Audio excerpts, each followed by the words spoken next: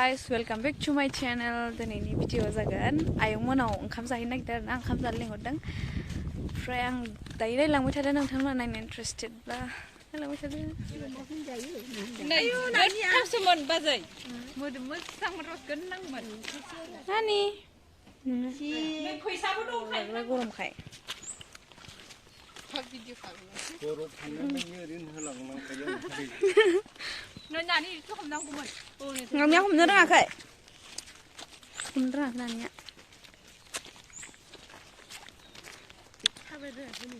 जानानै थाबो रोंलाखै आंनि जानायनि फंबायो बर'नि बिला खादोंमोन ने ओइ ग्राम ग्राम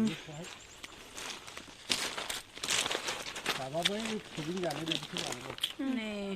बिराद मोजां भिउ गामियाव फैदों गामियाव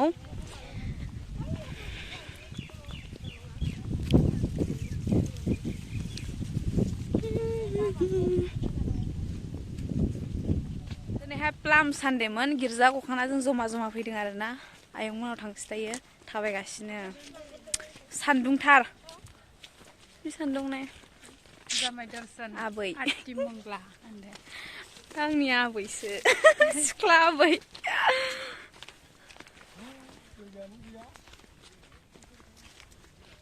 बागान गोजा आरोना बिथिं नै नानि मा जादों नोङो मा जादों सना देखायलाय आइसक्रिम जादों सान्दुंथारहाय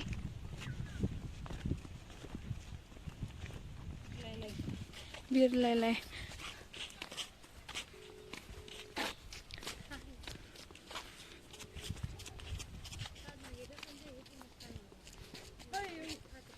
नै बागाना आबौमोननि बागान जेरैथिंबो बागान दं आरोना बिथिं नोंथांमोना नायलांबाय थादो नै बागान गोजाखा बिथिं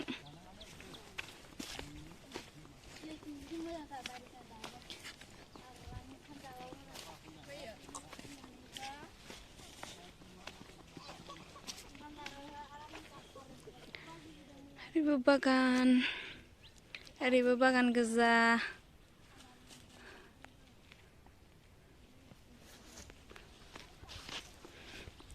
आयं मोननाव बैनो हनै नुहुरदोंना बेनो आरो आयंआ जि जाखादों थालिरखौ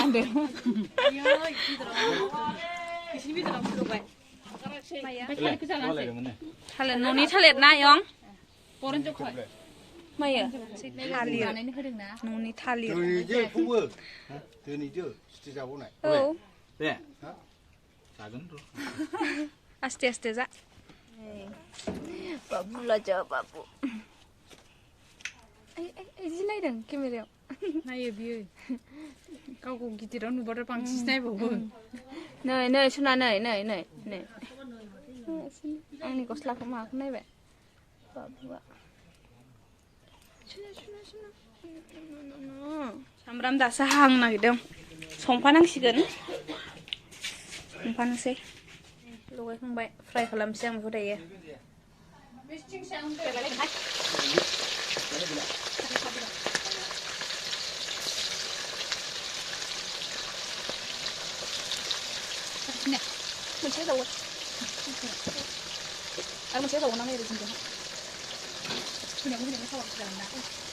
बेदरा मोनसिगोन मोनहां जाबाय एरदो दे अराव संदों नै अराव संबासो गोथाव जायो जेबो नङा ना फ्राया जाबाय नै